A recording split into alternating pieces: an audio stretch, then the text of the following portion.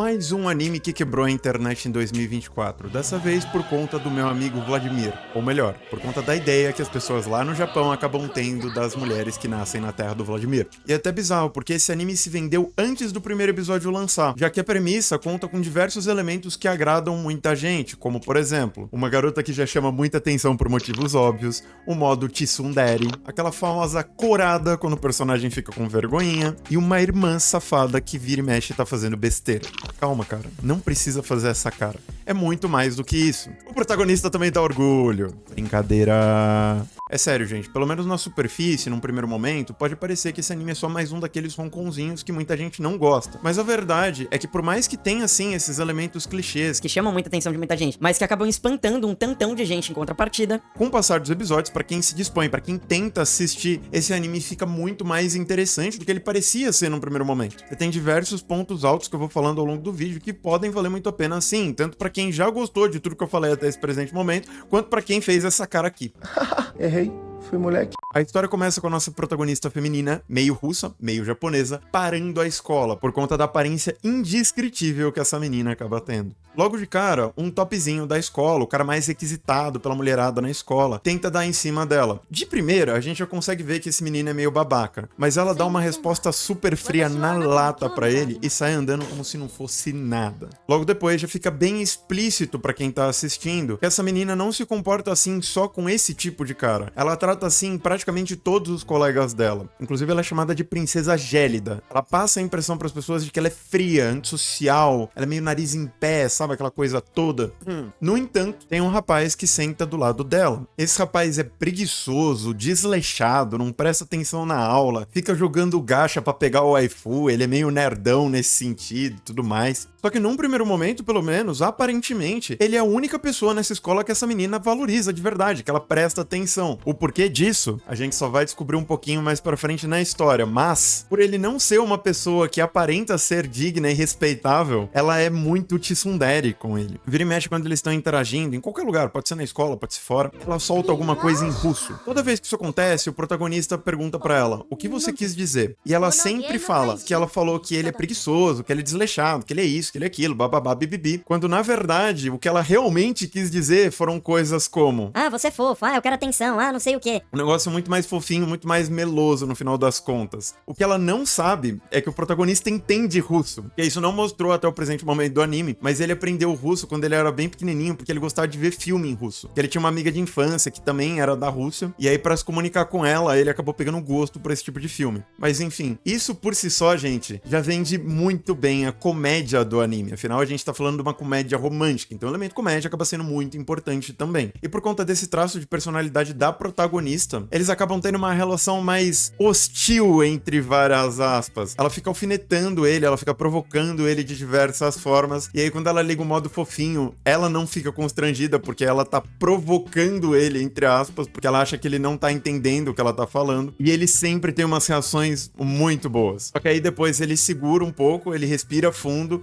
e ele age como se ele não tivesse realmente entendido o que ela falou. Então ele cai na provocação dela de propósito. Isso faz com que a dinâmica do dia a dia dele fique muito interessante. Se vocês quiserem entender melhor sobre tsundere, dá uma olhada no vídeo que eu fiz sobre arquétipo de personagem, é muito interessante. Mas enfim, muitos de vocês que pararam pra ver esse vídeo aqui, provavelmente já viram em algum lugar aí pela internet essa cena do pé. Uma cena super bem animada, que realmente é do jeito que tava no trailer, e é um exemplo clássico da interação que eles têm no dia a dia deles. Ela provocou ele pra pôr a meia nela. Ele resolveu que ia botar mesmo. Ela ficou com vergonha Por causa daquele famoso acidente que acontece nesse tipo de comédia romântica, vira e mexe. e acabou dando uma bicuda no queixo dele. Foi isso que aconteceu. O after disso depois foi sensacional, porque ela sai correndo. Enfim, isso vende muito bem a história num primeiro momento. Mas muitas pessoas que são mais manjadas nesse tipo de comédia romântica podem estar pensando agora: Ah, mas isso não vai ficar cansativo? É só isso que vai ter pra gente na tela o tempo inteiro, 12 episódios? e não, gente. Pouquíssimo tempo depois, ainda no episódio 1, eles apresentam pra gente outra garota, que supostamente é amiga de infância do protagonista. Ela também faz parte do conselho estudantil com uma Alha, ela também é super bonitinha com uma Alha, ela também é topzinha da escola com uma Alha, de outra forma, né? Porque A Alia é meio russa, ela tem essa peculiaridade. Já essa outra menina, ela é só uma japonesa mesmo.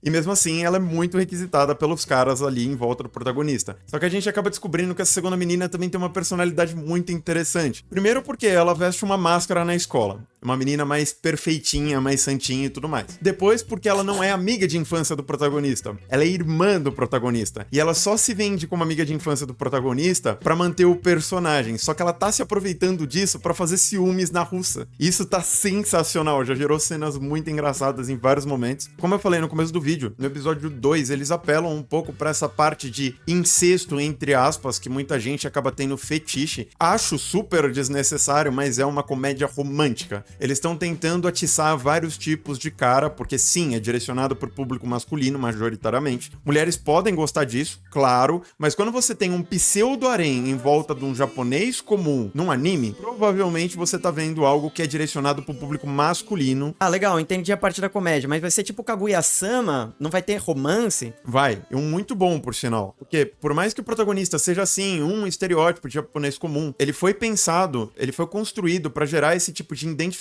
no público. Quer dizer, é um cara comum pra outros caras comuns se identificarem. Ele não segue muito aquele velho modelo de protagonista de Hong Kong com pseudo-harem, gente. Ele entende tudo que a Alia tá falando pra ele em russo. Ele tem uma ideia de que a Alia realmente gosta dele. Ele não toma iniciativa por conta de outros motivos. Não é porque ele é porta. Esse já é o primeiro ponto. Por ser mais direcionado pro público masculino, ele não é um cara topzinho, ele não tem nada de muito especial, mas ele é um personagem bem construído, com desenvolvimento que vai acabar mostrando pra quem parar pra assistir, logo nos primeiros episódios, que ele é um cara que tem defeitos, entre aspas, muito nítidos, e qualidades também, entre aspas, muito nítidas. Eu tô falando entre aspas porque defeitos e qualidades acabam sendo subjetivos, depende muito do valor da pessoa que tá julgando. Mas dando exemplos pra vocês. De um lado, você tem um cara preguiçoso, desleixado, que parece que não tá nem aí pra nada, que parece que não se esforça com nada, e até chega a irritar a Alia num primeiro momento. Só que ele também é um cara atencioso, que presta atenção nas pessoas que ele tem interesse, que ele se importa, que cuida dos amigos, e por conta dessas características que a Alia acabou se apaixonando por ele. E não só a Alia, porque ainda nos primeiros episódios vocês vão ver que a Alia tem uma amiga, e essa amiga dela também é o interesse amoroso do protagonista, um real interesse amoroso do protagonista. Ah, Vitor, nem começa a me dar spoiler porque eu não quero saber com quem o protagonista vai terminar, porque eu sou desses que fica torcendo pra minha preferida. Tá bom, eu só vou dizer pra vocês então que a resposta é óbvia. Não dá pra ter dúvida nesse anime. Esse elemento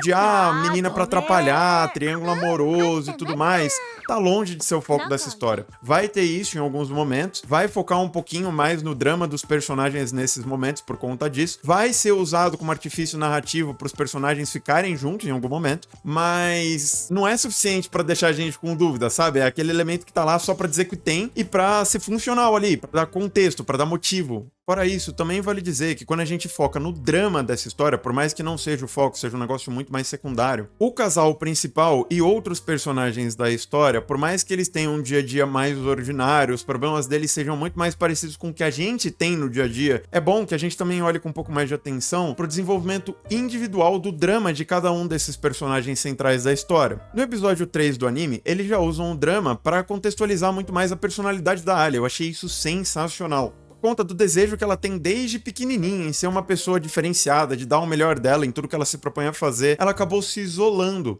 Por isso ela foi para essa escola de elite no Japão. As outras crianças não conseguiam acompanhar ela tinha muito mais afinco, ela tinha muito mais garra do que a maioria das crianças que estavam à volta dela. E por isso ela resolveu que a solução era fazer tudo sozinha. Quem acabou deixando ela um pouquinho mais equilibrada nesse sentido foi o protagonista, o que eu também achei muito legal. É um bom motivo para uma pessoa se apaixonar. Ainda mais depois dessa cena na Não foi pra dar orgulho no público, não foi por nada. Ele só fez isso porque é uma coisa que um cara com bom senso faria naquela situação. Eu faria a mesma coisa. Eu já fiz a mesma coisa, pra falar a verdade. Você tem uma mulher que ela tá conversando com você. Você tem interesse nela e ela claramente tem interesse em você. Não necessariamente interesse romântico, vocês só estão se dando bem. Aí do nada, chega um monte de cara esquisito na menina que tá falando contigo. Do nada. E você vê que ela claramente tá desconfortável. O que ele fez? Ele puxou ela e falou, não, ela tá comigo, e tirou ela de lá. Aí ele aproveitou, porque ele tem um certo interesse na menina, não é bobo, e aí ele dançou com ela como um bom cavalheiro, como um cara esperto faria. Não tem nada de tipo,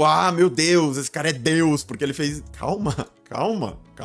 Precisa ser muito inexperiente pra pensar dessa forma, gente, honestamente falando. Ele é um cara normal. Ele é o estereótipo de cara comum. Só que ele tá sendo um cara gentil. Ele tá sendo um cara atencioso. Só isso. Mas voltando pro desenvolvimento dos personagens, já deram a entender também que tanto o protagonista quanto a irmã dele já tiveram alguns traumas no passado. Traumas que aparentemente estão relacionados ao divórcio dos pais deles. E é outro ponto muito interessante que vale destacar. Lembrando, de novo, isso são coisas secundárias que deixam a história mais profunda, mais interessante, justifica muito do comportamento dos personagens e valoriza a interação cômica e romântica que os personagens acabam desenvolvendo ao longo da história. Então é bem redondinho, pra quem gosta de comédia romântica, tá muito bem executado. Esse anime tá muito bem produzido em todos os aspectos. A animação tá muito boa pra um Hong Kong, pra um anime de vida cotidiana. Os dubladores, que é uma coisa que realmente importa muito nesse tipo de anime, são sensacionais. O russo dessa menina, gente, é o russo da dubladora dela. É uma japonesa que realmente sabe falar russo. E a dubladora dela também é uma pessoa muito experiente. Ela já fez alguns personagens icônicos dentro de outras comédias românticas, inclusive o dublador do protagonista também não deixa a desejar. E a voz das outras duas meninas, que acabam servindo mais como suporte, mas que são muito presentes nesse primeiro momento, também são sensacionais. Até mesmo essa dubladora novata, Random, que faz a voz da irmã do protagonista, tá se destacando bastante.